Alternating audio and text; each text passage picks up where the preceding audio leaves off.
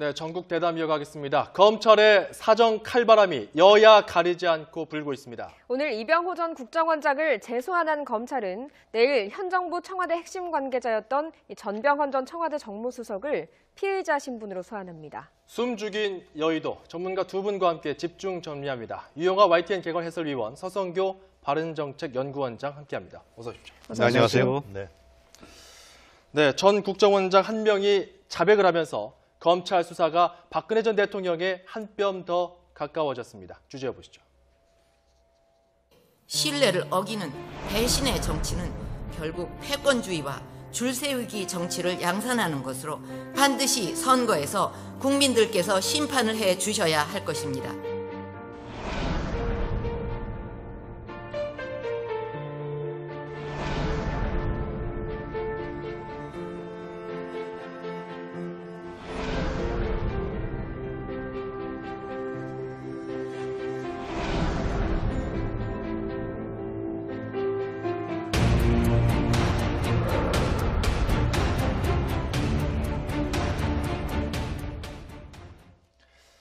전직 국정원장 3명 중 유일하게 구속을 면했던 이병호 전 국정원장 재소환이 됐는데 유 해설위원님, 네. 배경이 뭡니까?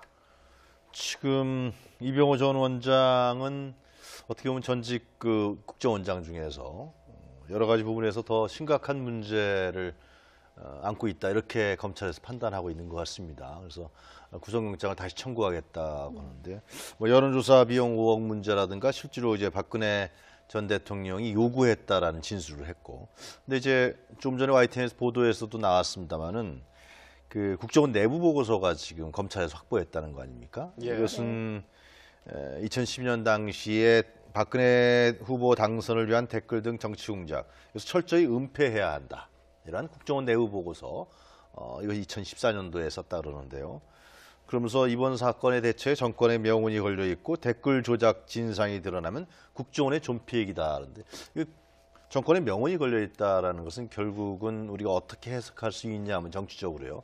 당시에 2012년도에 이제 박근혜 문재인 후보가 대선에서 격돌하지 않았습니까? 네.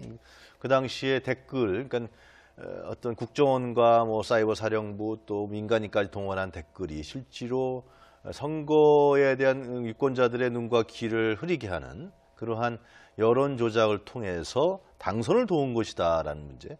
그래서 그렇기 때문에 박근혜 후보가 대통령이 당선 때 이건 정권의 정통성에 대한 문제가 있다, 이렇게 해석할 수가 저희가 있단 말이죠. 네. 실제로 그 당시에 3.6% 차이밖에 나지 않았습니다. 약 108만 표 차이인데요.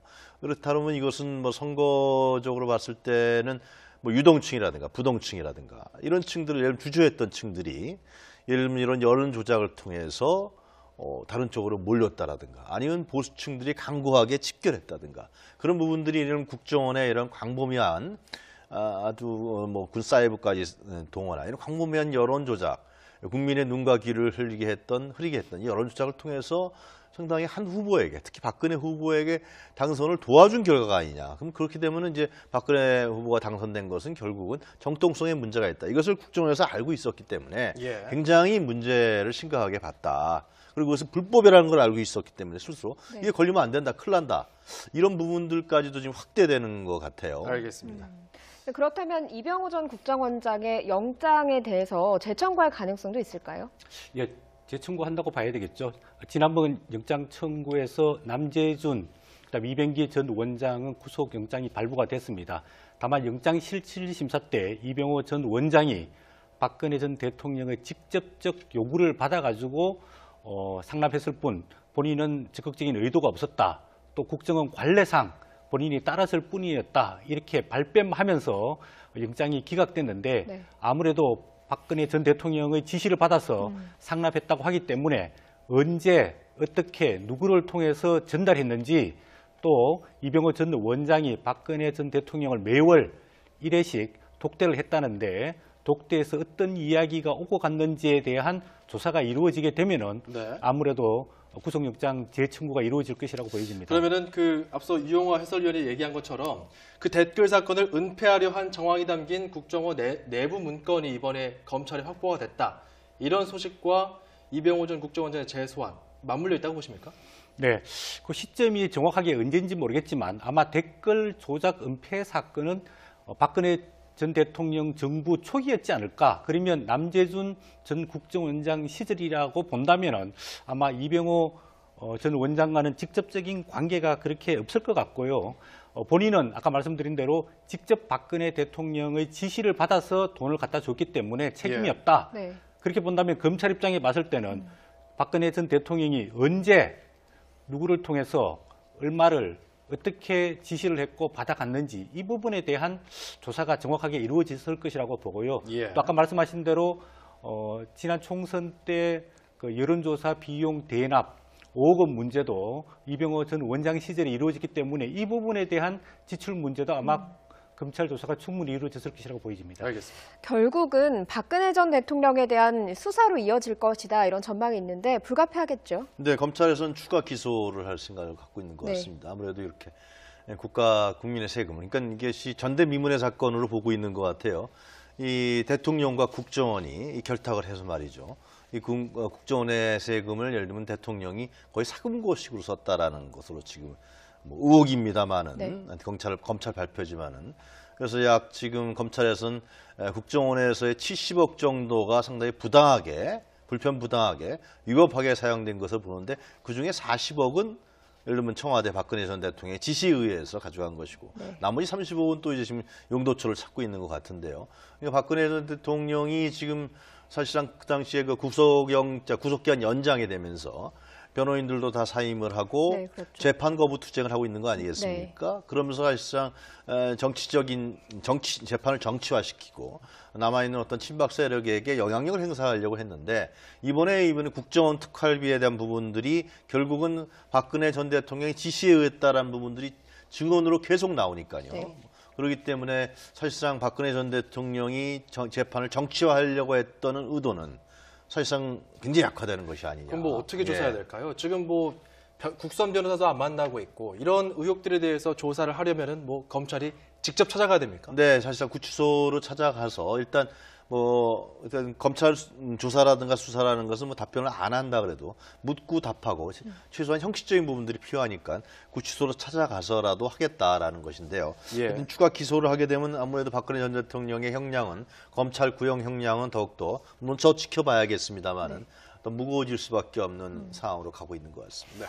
특활비 상납 의혹과 관련해서 이제 증언들이 말씀하신 대로 쏟아지면서 사실은 더 궁지에 몰리고 있습니다. 박근혜 전 대통령이. 그런데 지금 친박 핵심인 최경환 의원에게 이 특활비 1억 원이 건네갔다 이런 의혹도 제기되고 있습니다.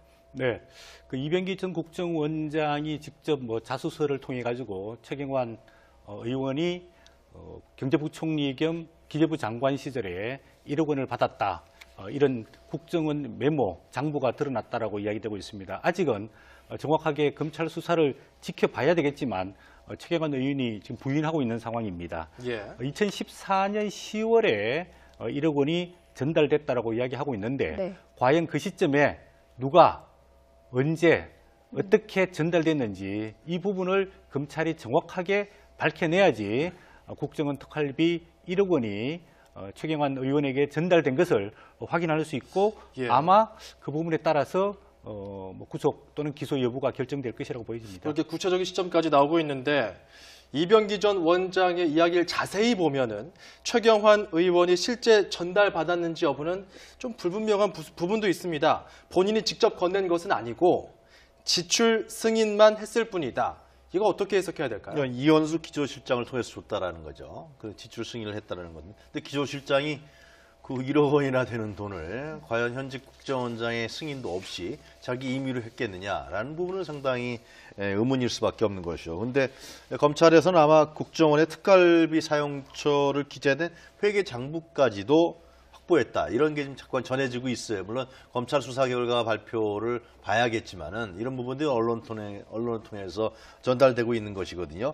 그래서 그리고 또 검찰에서는 당시에 이제 경제부총리였고 정권의 가장 큰 핵심적 실세 아니었습니까? 최경환 전 부총리가. 예. 그래서 이 국정원 예산 부분, 특히 특활비 부분에 대해서 상당히 예민한 부분에서 경제부총리 기재부에서 그걸 예산을 좌우할 수 있었기 때문에 특히 야당에서 뭐 한 언론 보도입니다만은 야당에서 특활비 삭감을 주장하니까 최경환 전 경제부총리가 안 된다. 그럼 뭐 그런 얘기까지 나오는 정황 나오는데 이 특활비라는 게 참 국민들 입장에 봐서는 이렇게 보시면 됩니다. 그러니까 과거에 그 예를 들면 권위주의 정권이라든가 봤을 때 이 재벌의 검은 돈이라든가 아니면 뭐 기업의 검은 돈이라든가 이런 돈을 많이 정치인들이 갖다 쓰면서 네. 뭐 감옥도 많이 가고 네. 그러지 않았습니까? 근데 그런 부분은 대가성이 있단 말이죠. 대가성이 있고 그 대가를 또 지불해야 되고 또 언제 탈날지 모른단 말이죠. 항상 그거는 불안한 돈인데 이 국정원 이 특활비라는 것은 말이죠. 이제 와서 이게 드러났지만은 이게 어떻게 보면 그 안에 내부의 이해관계에서 정권의 이해관계에 의해서 이것을 갖다 쓰는 거기 때문에 예. 사실상 안전하다고 생각했을 거예요. 굉장히. 원래는 특수활동비를 어디에다가 써야 되는 겁니까? 그것은 예를 들면 지금 현재 예를 들면 뭐 국정원 특활비가 4,900억 정도 되는데 약 10% 정도가 이제 국정원장이 임의로 쓸 수 있다라는 거 아닙니까? 그건 국가 안보를 위해서 쓰는 것이고 뭐 간첩을 잡는다든지 그렇죠. 이런 정보 건가요? 문제라든가 예를 들면 뭐 필요할 돈이 있지 않겠습니까? 영수 처리하지 네. 말아야 되는 특별한 돈이 필요할 거란 말이죠. 해외 정보 문제라든가 예를 들면 북한의 뭐 정보망을 우리가 굴려야 된다든가 그럴 때 쓰라고 한 것인데 이것이 정권 유지용으로 써였다는 것이고요. 그리고 이것이 굉장히 정권 이해의 당사자들이니까 이것은 혹시나 나중에 드러나지 않을 것이라고 판단을 했겠죠. 그러면서 이제 안전하게 청와대에서 갖다 쓴 것이 아니라는 겁니다. 예. 그래서 이 부분까지도 이제는 드러나고 있는 것이죠. 권력이 전에는 뭐 재벌의 검은 돈을 쓰다가 이제는 국정원에 그 몇천억이나 되는 돈들을 뭐 그 중에서 일부를 갖다 썼다. 그리고 또 이제 뭐 확인된 건 아닙니다만 현재까지 의혹이냐면 당시 실세 의원들한테 나눠줬다. 또 뭐 어떤 의원들한테 줬다. 뭐 떡값 명목으로 가져갔다. 청와대에 갖고 갈 때 뭐 007 가방을 갖고 와서 줬다. 관례였다. 뭐 별의별 얘기들이 다 나오는데 예. 이런 부분까지도 실제로 굉장히 흘러나오고 있고 이것이 밝혀지고 있다라는 사실이 굉장히 중요한 것 같습니다. 예. 최경환 의원 얘기로 다시 돌아가 보면 만약에 받았다면 할복하겠다라고까지 하면서 강하게 반발하고 있습니다. 예, 대부분 이제 이런 내용들이 드러날 때 정치인의 반응은 두 가지로 일단 구별이 됩니다. 첫 번째는 본인은 절대 받은 바 없다, 억울하다. 그럴 경우가 있으면은 어떠한 조치를 취하겠다. 이렇게 강하게 부정하는 자기 확신형이 있는 반면에 대부분의 경우에는 초기에는 대부분 다 그럴 리 없다, 네. 받은 바 없다라고 부정을 하다가 나중에 사실관계가 드러나게 되면 국민 여러분 죄송합니다 이렇게 꼬리를 내리는 두 가지 경우가 있는데 이 부분에 대해서는 준 사람은 줬다고 그러지만 받은 사람이 받은 바 없다라고 절대적으로 부인하고 있기 때문에 빨리 검찰에서 조사를 해서 명명백백하게 밝혀내는 게 국민의 불신 이런 걸 해소할 수 있는 길이라고 보여집니다. 네. 최경환 의원이 받은 돈 같은 경우는 박근혜 전 대통령이 상납받았다고 하는 그 40억 원과 별개의 돈이라는 별개라고 검찰에서 이야기가 나오고 밝히고 있는데 있어요. 네. 자, 그렇다면 최 의원 말고도 다른 친박 의원들도 받았을 가능성이 있을까요? 글쎄 그건 검찰이 알고 있겠죠. 저는 상당 부분은 많이 알고 있는 것 같아요. 네. 최근에 검찰의 어떤 뭐 행보라든가 이런 걸 봤을 때, 근데 이제 그것은 과연 그런 식으로 국정원의 특활비를 예를 들면 이전 정권의 아니면 권력의 담당자들이 정말 떡값 명목이라든가 정권 유지용으로 썼느냐 안 썼느냐. 네. 그래서 검찰에서 분명히 밝혀질 거라고 생각합니다. 예. 그래서 상당히 아무래도 여야 정치권이 다 이 문제는 상당히 긴장하고 있는 것 같은데요. 저는 이것도 결국은 제 개인적인 생각으로는 이런 부분까지도 드러나는 것은 문재인 정부가 이제 촛불 국민혁명을 통해서 탄생한 정부 아닙니까? 그렇기 때문에 이런 부분들이 결국 국민의 권력, 국민의 주권이 여기까지도 들어가고 있다. 권력이 갖고 있었던 그런 아주 부당하고 비리, 사실상 국정원 좀 갖다 쓴다 그래서 그게 밝혀질 거고 누가 생각했겠습니까? 그럼 가장 안전하다고 생각했을 거예요, 아마요. 네. 근데 이렇게까지 밝혀졌다는 것은 결국은 2016년, 17년에 벌였던 국민들의 어떤 그런 함성과 요구, 이런 혁명적 열기가 바로 문재인 정부에서 그건 받을 수밖에 없는 것이고요. 문정부에서 이런 부분들을 밝혀내지 않으면 정권의 태동에 대한 정당성을 부정하는 것이기 때문에 예. 이런 부분들은 계속해서 제가 봤을 때는 드러나지 않겠느냐. 알겠습니다. 이 외에도 뭐 있다 그러면 아마 계속 밝혀지지 않을까 여겨집니다. 이러다 보니까 자유한국당 홍준표 대표가 다시 목소리를 내기 시작했습니다. 일단 자신의 SNS에 글을 올리기 시작했는데요. 잠시 좀 보여드리겠습니다. 검찰의 특활비 상납도 같이 따져봐야 된다. 검찰에서 매년 특수활동비 100억 원을 법무부에 상납했다. 뭐 이런 의혹에 대해서도 처벌하는 게 형평에 맞다. 이런 얘기도 했고요. 자, 그리고 또 노무현 정권 당시에 청와대 특수활동비 3억 원, 가족 횡령 의혹 사건, 왜 수사하지 않느냐 이러면서 굉장히 날카로운 말들을 페이스북에 쏟아냈습니다. 자, 이런 의혹들에 대해서 홍준표 대표가 대응하는 방식은 어떻게 봐야 될까요? 하나의 이제 맞불 작전이라고 봐야 되겠죠. 본인만 국정활동 특별활동비만 사용한 게 아니고 이전 정부도 사용했는데 왜 억울하게 박근혜 정부만 조사하고 처벌하려고 하느냐. 과거에 노무현 정부 또 김대중 정부에도 이런 부분이 많았는데 이런 부분들도 조사해서 처벌하자. 이렇게 맞불을 놓으면서 요구한다라고 보여지고 있습니다. 사용했는지 여부는 어느 정도 좀 물증이 있는 상태에서 이야기하는 것입니까? 아니면은 그냥 일단 한번 조사해봐라 이렇게 의혹 제기를 하는 겁니까? 예, 두 가지 지금 의혹을 제기하고 있는데요. 첫 번째, 검찰이 매년 책정된 특수활동비가 약 한 200억 원 됩니다. 그중에서 2분의 1인 100억 원 정도를 법무부에 상납했다. 이 부분은 아마 사실인 것 같습니다. 이 부분에 대해서 왜 검찰이 기밀을 요하는 정보 수사비를 법무부에 이렇게 상납했느냐, 그 목적이 뭐였느냐, 어떻게 사용되었느냐, 네. 뭐 이런 부분에 대해서는 곧 밝혀질 것이라고 보여지고 있고요.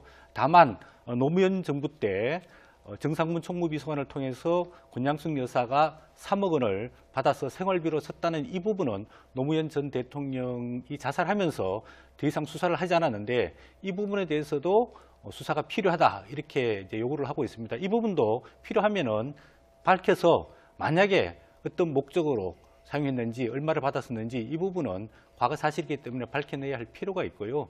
다만 이제 홍준표 대표의 태도에서 보면 이전 정부가 잘못했던 것에 대해서 분명한 사과와 어떤 책임이 필요한데 그런 부분은 도외시하고 우리만 잘못했느냐, 과거 정부도 다 그렇게 했지 않느냐 이렇게 쉽게 말해서 함께 죽자는 물고 들어가기 이런 맞불 작전은 국민들 보기에 상당히 조금 설득력이 떨어진다 이렇게 보여집니다. 세 가지 점을 제가 좀 지적하고 싶습니다. 그러니까 지금 이제 원장님께서 분석했듯이 네. 이런 부분은 결국 검찰이 지금 계속해서 할 것이 이제는 자유한국당 의원들까지 오고 있지 않습니까? 네. 그런 부분에 대한 정치적 맞불 작전이다 이렇게 분석하는 것은 맞다고 생각이 들고요. 두 번째로 이제 법무부하고 그 특활비 문제는 법무부에서 오늘 저녁에 발표를 했습니다. 이것은 거꾸로다.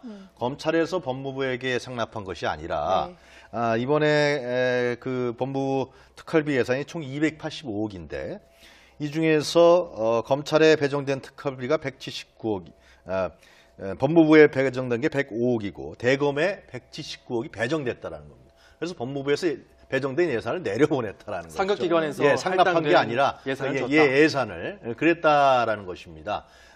그러나 이제 그 특활비 문제는 사실상 이번에 많이 점검을 할 필요가 있습니다. 국정원 특활비도 사실상 이 영수증 없이 이런 엄청난 돈이 쓰고 있다라는 문제. 이런 나라 과연 있을까? 독재국가나 비밀국가나 있지. 실제로 예산이 공개된 나라에서 민주주의 국가에서 이렇게 많은 돈이 예를 들면 국정원장 손에서 놀아날 수 있게 할 수 있냐라는 문제가 있는 것이고요. 예. 검찰 특활비도 얼마 전에 그 이영렬 전 중앙지검장 그 특활비 문제로 인해서 물러나지 않았습니까? 이런 문제가 있습니다. 홍준표 전 대표는 그래서 언론에서 이런 얘기가 나오고 있어요. 특활비 문제가 나오니까 이런 얘기를 하니까 한 2년 6개월 전에 그런 기억나십니까? 예를 들면 그 성완종 사건이 있었을 때 네. 성완종 돌아가신 그 성완종 씨, 고 성완종 씨가 준 1억 갖고 당신이 한나라당에 기탁금을 한 것이 아니냐. 그러니까 홍준표 대표가 아니다.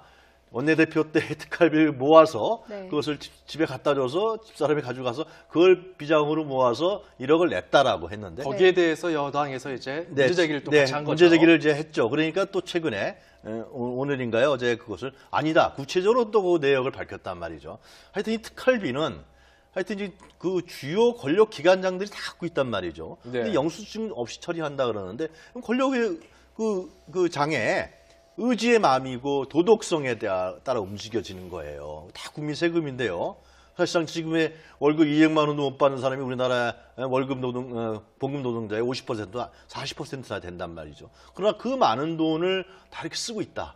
그것을 권력이라든가 정권 유지용으로 썼다는 것이 자꾸만 드러나고 있기 때문에 이번에 국회에서 이 문제에 대해서는 아주 철저하게 따져서요. 제도적 장치를 엄격하고 또 확실하게 다져야 된다. 알겠습니다. 그런 생각이 듭니다. 네. 네, 자유한국당 상황을 좀 살펴보면 서청원, 최경환 두 의원을 제명하는 문제를 놓고 당내 갈등을 겪고 있습니다. 속도를 내게 될까요? 아마 이런 그 최경환 의원 또 서청원 의원의 뭐 측근들의 부정부패 비리가 만약에 사실관계로 밝혀진다면은 당에서 특별한 조치를 취하지 않더라도 자연적으로 정리가 될 것이라고 일단 보여지는데요. 홍준표 대표가 초기에 했던 시점만큼은 되지 않더라도 아무래도 친박 청산 문제는 좀 정리가 될 것 같은 생각이 듭니다. 다만 이제 정우택 원내대표가 인위적인 의원총회를 통해서 3분의 2 의원들의 찬성을 받아서 서청원 의원과 최경환 의원의 제명 문제를 해결하겠다고 했던 것은 아무래도 어려워질 것 같고요. 12월 중순에 자유한국당의 새로운 원내대표가 선출되고 나면은 아무래도 거기에 대한 가시적인 조치가 이루어질 것이라고 보여집니다. 네, 지금의 벌어지는 일련의 사정 칼날이 과연 친박 청산을 내걸어온 홍준표 대표에게 또 어떤 선택지로 작용하게 될지는 지켜봐야 될 것 같습니다. 검찰의 사정 칼날은 야권만 향하는 게 아닙니다. 현 정부 청와대 고위 관계자가 내일 처음으로 검찰에 출두합니다. 주제해 보시죠. 그리고 분명하게 강조하지만 저와는 무관한 일입니다. 앞선 보도와 앞선 질문들이 책임 있는 언론으로서 자제를 부탁합니다.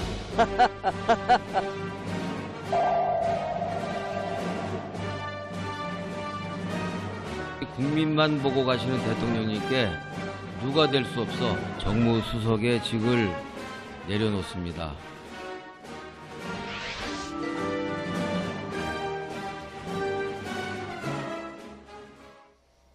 네, 대통령께 누가 될 수 없다. 전병헌 전 수석이 내일 피의자 신분으로 검찰에 소환됩니다. 핵심 혐의가 뭐죠? 그러니까 전병헌 지금 나왔습니다만 전병헌이 전 수석이죠. 사퇴했기 때문에 전병헌 전 수석의 주장은 비서진들의 일탈 행위인 것이고 롯데홈쇼핑 문제는 롯데홈쇼핑의 재인가 문제였다 그러는데 이것은 4월에 이미 났다. 제가 만난 것은 강 사장을 만난 것은 5월에 만나서 협의한 것이기 때문에 그 당시에도 이방희 간사가 아니었다. 그리고 이제 또 자기가 e스포츠 재단이라는 것에 명예회장이었기 때문에 결제 라인이 아니었다. 예. 그렇게 이제 주장을 하고 있는 상황이고요.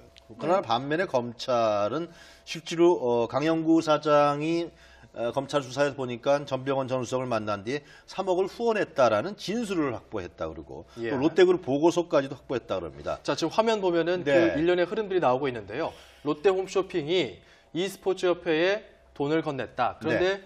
e스포츠 협회의 회장은 전병헌 전 수석이 네. 역임을 하고 있을 당시였는데 이때 전 수석이 의원 시절에 그 재승인 관련한 그런 상임위에 소속돼 있었기 때문에 이방이 있었다. 예. 그런 부분에 있어서 좀 뭔가 대가를 바라고 준 것이 아니냐. 그것을 그러니까 예를 들면 이런 의혹이죠. 변칙적으로 뒤쪽 주의가 곤란하니까 검찰의 생각이겠죠.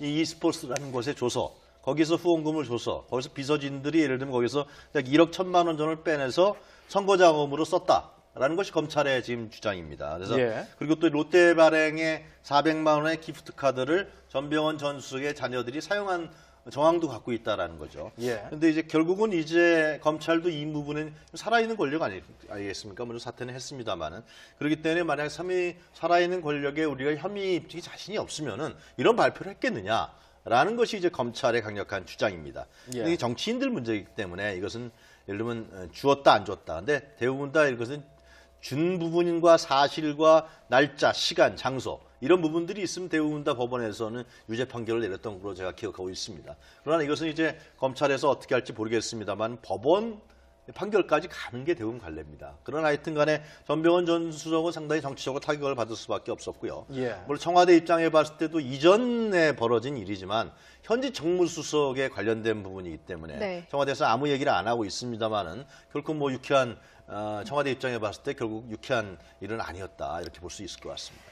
네, 자신의 혐의에 대해서 전 수석이 입장을 밝혔습니다. 직접 들어보고 이야기 나눠보겠습니다. e스포츠와 게임 산업을 지원 육성하는데 사심 없는 노력을 해왔을 뿐 그 어떤 불법 행위에도 관여한 바가 없음을 다시 한번 분명하게 말씀드립니다. 자, 원장님. 지금 전병헌 전 수석 이제 내일 피의자 신분으로 아침에 소환이 되는데요. 자, 이제 검찰이 나중에 죄 같은 것들을 이제 붙이지 않겠습니까? 네. 그랬을 때 제3자 뇌물죄도 거론이 되고 있어요. 네. 아무래도 그 전병헌 전 수석이 국회의원 시절에 미방위에 있었기 때문에 롯데 홈쇼핑 그 재인가 부분에 영향을 미칠 수 있었다라고 보고 있고요. 네. 대부분 우리가 뇌물죄는 명시적인 청탁이라든지 아니면 대가성 여부라든지 또 직무 연관성이 있으면은 뇌물죄로 인정이 되고 본인이 직접 수수하지 않더라도 본인의 비서진이라든지 제3자가 본인을 위해서 그 돈을 사용하게 되면은 우리가 제3자 뇌물죄 성립이 되게 됩니다. 아무래도 아까 우리 유영아 위원께서 말씀하셨듯이 검찰이 전격적으로 소환을 하게 된 거거든요. 16일 날 정무수석의 사표를 내고 내일 피의자 신분으로 소환한다는 것은 검찰이 구체적인 증거를 충분히 확보하고 있고 아마 소환 조사가 끝나고 나면은 바로 구속영장을 청구하게 되지 않을까 이렇게 예상해 볼 수 있겠습니다. 예. 만약에 저렇게 사법 처리가 된다면 후폭풍이 상당할 것 같은데요. 일단 뭐 지금 만약에 전병헌 수석이 현지 정무수석 지금 한 6개월 정도 네. 출마한 지 6개월 되지 않았습니까? 현지 정무수석에 있는 자리에서 이러한 비리와 부정의 혐의를 받아서 검찰 수사를 받게 된다 그러면은 사실상 문재인 정부의 치명적인 타격을 가할 수밖에 없는 네. 것이지만은 일단은 하여튼 이전에 예를 들면 국회의원 시절에 그것도 몇 년 전에 국회의원 시절에 했던 문제이기 때문에 이 현재의 문재인 정부하고는 관련이 없다라는 것이 이제 여권의 얘기입니다. 그러나 그러한 혐의가 있었는지 없었는지는 몰랐겠지만은 그런 혐의를 있고 검찰의 수사를 받을 수밖에 없는 인물을 정치인을 현재 초기에 정무수석으로 임명해서 활동했다라는 문제에 대해서는 사실상 아까도 제가 말씀드렸다시피 문재인 정부의 도덕성에 하여튼 뭐 이로울 건 전혀 없다라는 생각이 듭니다. 그래서 아마 그래서 청와대 입장에서 봤을 때도 이 문제는 깔끔하게 처리해야 된다. 예를 들면 그것을 청와대가 뭐 변호하거나 예를 들면 아니라고 한다든가 아니 민주당에서도 뭐 예를 들면 변호하는 입장을 내고 있지는 않잖아요. 이것은 검찰에서 검찰 수사를 통해서 명확하게 깔끔하게 처리하는 것이 예를 들면 문재인 정부의 도덕성에 그나마 하여튼 뭐 타격을 가하지 않는 그러한 정치적 판단을 하고 있는 것 같아요. 그렇게 말씀하신 대로 깔끔하게 진행됐다 한다면 적폐청산 작업 지금 드라이브를 걸고 있는 상황인데 이게 좀 흔들리겠습니까? 아니면 계속 진행이 되겠습니까? 이것은 뭐 예를 들면은 국민들 시각에서 봤을 때는 공평하게 한다. 현직 청와대 수석이라 할지라도 검찰의 칼날을 비껴나가지 않고 검찰에서 분명하게 한다라는 측면에서 봤을 때는 그런 지금 앵커께서 지적하신 그런 적극적 측면도 있는 건 사실입니다. 네, 알겠습니다. 자, 청와대와 정부 여당에서는 또 고심이 있습니다. 홍종학 중소벤처기업부 장관 후보자 임명 문제도 상당히 지금 주목되고 있는데 청와대에서 국회에 다시 한번 좀 청문 보고서 채택을 다시 한번 해달라. 이렇게 제 요구를 했는데 그 시한이 내일이라면서요? 네, 내일까지 청와대에서 국회 산업통상자원 중소기업벤처부의 위원회에 인사청문 보고서 채택을 요청했지만은 아무래도 내일 위원회가 열리기 상당히 어려울 것 같습니다. 지난 13일에도 위원회가 개최되지 않아서 인사청문 보고서가 채택되지 않았는데 아마 내일 국회에서 인사청문 보고서가 채택되지 않으면은 그 이후에는 법적으로 대통령이 장관을 임명할 수 있기 때문에 아무래도 좀 강행할 것 아니냐 이렇게 보여지고 있는데 자유한국당과 국민의당 야당들이 굉장히 반대하고 있습니다. 재산 불법은 아니지만 편법 상속을 통해서 상당 부분 세금을 많이 줄였고요. 또 삼수 사수해서라도 서울대에 가라고 하는 이런 좀 편향된 어떤 사고방식, 그다음에 새로 신설되는 중소기업 벤처부 장관으로서 전문적인 능력이 있을까 이런 부분에 대해서 야당이 상당히 부정적인 비판을 드러내고 있기 때문에 아무래도 내일 인사청문 보고서 채택은 어려울 거라고 보여집니다. 이렇게 되더라도 청와대에서는 임명을 강행한다는 전망이 우세하죠. 네, 청와대에서 임명을 할 거로 자꾸만 예상이 되고 있습니다. 그러니까 민주당에서는 지금 지적하신 대로 결국 홍종학 후보자의 문제점은 뭐냐 하면은 자신 스스로가 상당히 개혁을 얘기했고 진보적 경제학자라고 했는데 자신의 개인 사생활에 있어서는 상당히 이중성이 있지 않느냐라는 겁니다.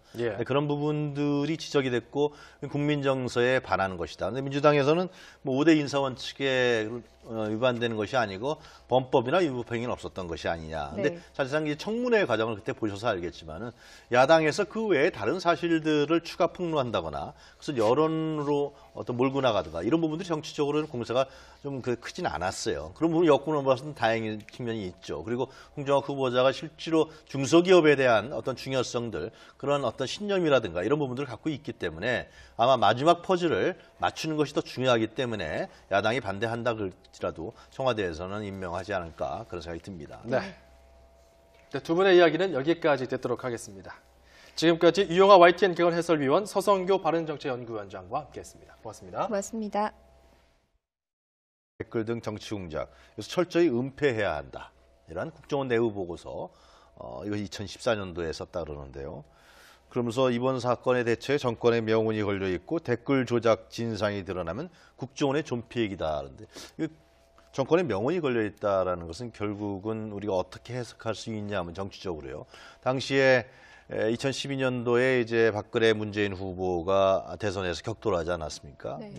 그 당시에 댓글, 그러니까 어떤 국정원과 뭐 사이버 사령부 또 민간인까지 동원한 댓글이 실제로 선거에 대한 유권자들의 눈과 귀를 흐리게 하는 그러한 여론 조작을 통해서 당선을 도운 것이다라는 문제. 그래서 그렇기 때문에 박근혜 후보가 대통령이 됐을 때 이건 정권의 정통성에 대한 문제가 있다. 이렇게 해석할 수가 저희가 있단 말이죠. 네. 실제로 그 당시에 3.6% 차이밖에 나지 않았습니다. 약 108만 표 차이인데요.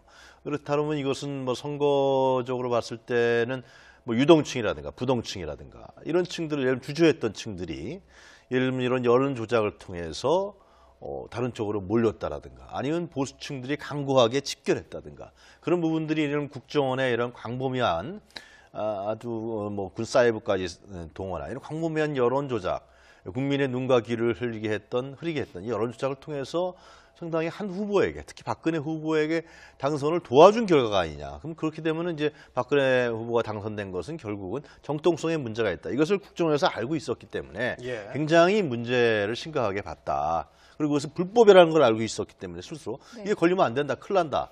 이런 부분들까지도 지금 확대되는 것 같아요. 알겠습니다. 그렇다면 이병호 전 국정원장의 영장에 대해서 재청구할 가능성도 있을까요? 예, 재청구한다고 봐야 되겠죠.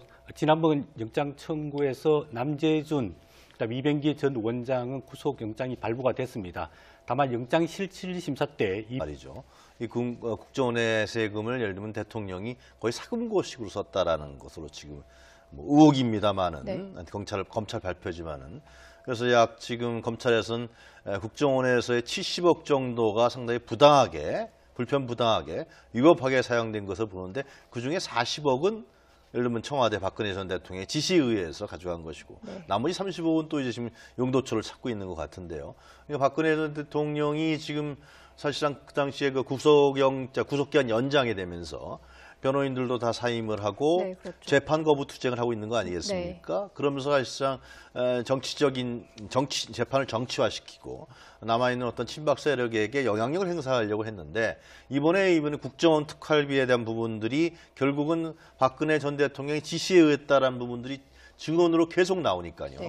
그렇기 때문에 사실상 박근혜 전 대통령이 재판을 정치화하려고 했던 의도는 사실상 굉장히 약화되는 것이 아니냐. 그럼 뭐 어떻게 조사해야 될까요? 지금 뭐 국선 변호사도 안 만나고 있고 이런 의혹들에 대해서 조사를 하려면은 뭐 검찰이 직접 찾아가야 됩니까? 네, 사실상 구치소로 찾아가서 일단 검찰 조사라든가 수사라는 것은 뭐 답변을 안 한다 그래도 묻고 답하고 최소한 형식적인 부분들이 필요하니까 구치소로 찾아가서라도 하겠다라는 것인데요.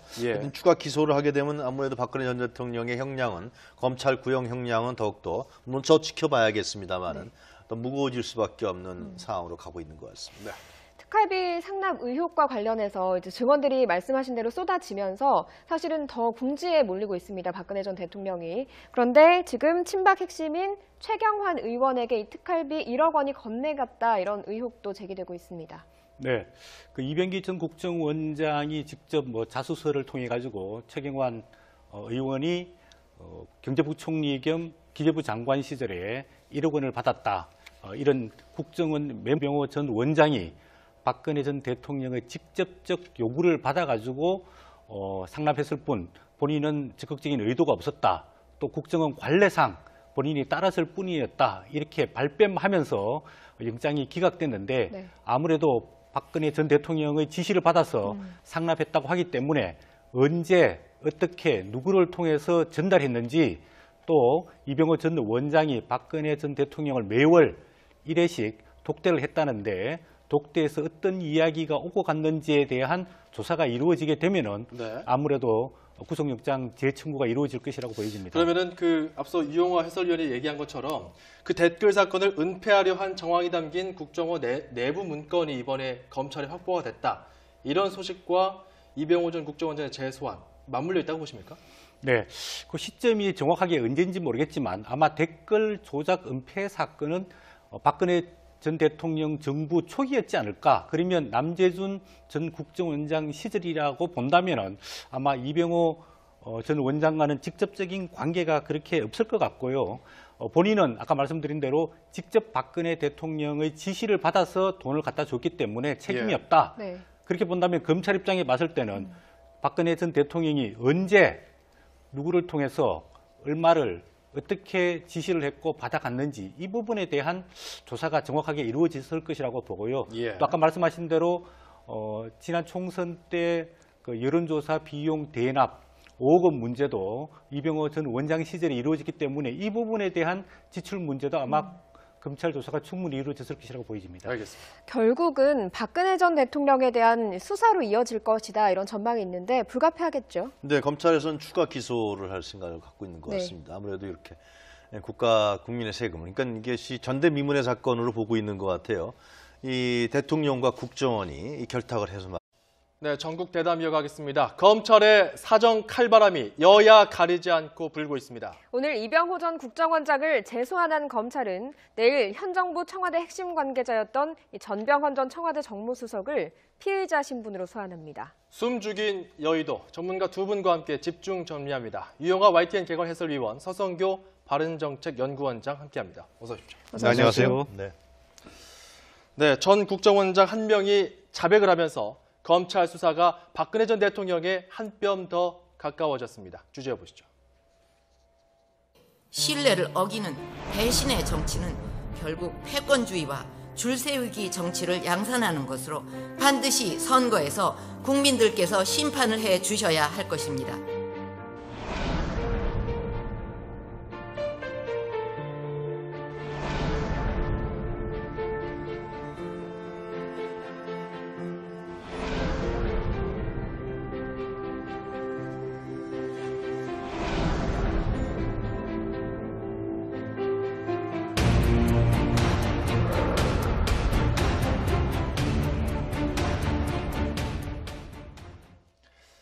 전직 국정원장 3명 중 유일하게 구속을 면했던 이병호 전 국정원장 재소환이 됐는데 유 해설위원님, 네. 배경이 뭡니까? 지금 이병호 전 원장은 어떻게 보면 전직 그 국정원장 중에서 여러 가지 부분에서 더 심각한 문제를 안고 있다 이렇게 검찰에서 판단하고 있는 것 같습니다. 그래서 구속영장을 다시 청구하겠다고 하는데 뭐 여론조사 비용 5억 문제라든가 실제로 이제 박근혜 전 대통령이 요구했다라는 진술을 했고, 근데 이제 좀 전에 YTN에서 보도에서도 나왔습니다만은 그 국정원 내부 보고서가 지금 검찰에서 확보했다는 거 아닙니까? 예. 이것은 2012년 당시에 박근혜 후보 당선을 위한 장부가 드러났다라고 이야기되고 있습니다. 아직은 정확하게 검찰 수사를 지켜봐야 되겠지만 최경환 의원이 지금 부인하고 있는 상황입니다. 예. 2014년 10월에 1억 원이 전달됐다라고 이야기하고 있는데 네. 과연 그 시점에 누가 언제 어떻게 전달됐는지 이 부분을 검찰이 정확하게 밝혀내야지 국정원 특활비 1억 원이 최경환 의원에게 전달된 것을 확인할 수 있고 예. 아마 그 부분에 따라서 뭐 구속 또는 기소 여부가 결정될 것이라고 보여집니다. 그렇게 구체적인 시점까지 나오고 있는데 이병기 전 원장의 이야기를 자세히 보면은 최경환 의원이 실제 전달받았는지 여부는 좀 불분명한 부분도 있습니다. 본인이 직접 건넨 것은 아니고 지출 승인만 했을 뿐이다. 이거 어떻게 해석해야 될까요? 그러니까 이현수 기조실장을 통해서 줬다라는 거죠. 그 지출 승인을 했다라는 건데, 근데 기조실장이 그 1억 원이나 되는 돈을 과연 현직 국정원장의 승인도 없이 자기 임의로 했겠느냐라는 부분은 상당히 의문일 수밖에 없는 것이죠. 근데 검찰에서는 아마 국정원의 특갈비 사용처를 기재된 회계 장부까지도 확보했다. 이런 게 지금 자꾸 전해지고 있어요. 물론 검찰 수사 결과 발표를 봐야겠지만은 이런 부분들이 언론을 통해서 전달되고 있는 것이거든요. 그래서 그리고 또 검찰에서는 당시에 이제 경제부총리였고 정권의 가장 큰 핵심적 실세 아니었습니까? 최경환 전 부총리가. 예. 그래서 이 국정원 예산 부분, 특히 특활비 부분에 대해서 상당히 예민한 부분에서 경제부총리의 기재부에서 그걸 예산을 좌우할 수 있었기 때문에 특히 야당에서 뭐 한 언론 보도입니다만은 야당에서 특활비 삭감을 주장하니까 최경환 전 경제부총리가 안 된다. 그럼 뭐 그런 얘기까지 나오는 정황 나오는데 이 특활비라는 게 참 국민들 입장에 봐서는 이렇게 보시면 됩니다. 그러니까 과거에 그 예를 들면 권위주의 정권이라든가 봤을 때 이 재벌의 검은 돈이라든가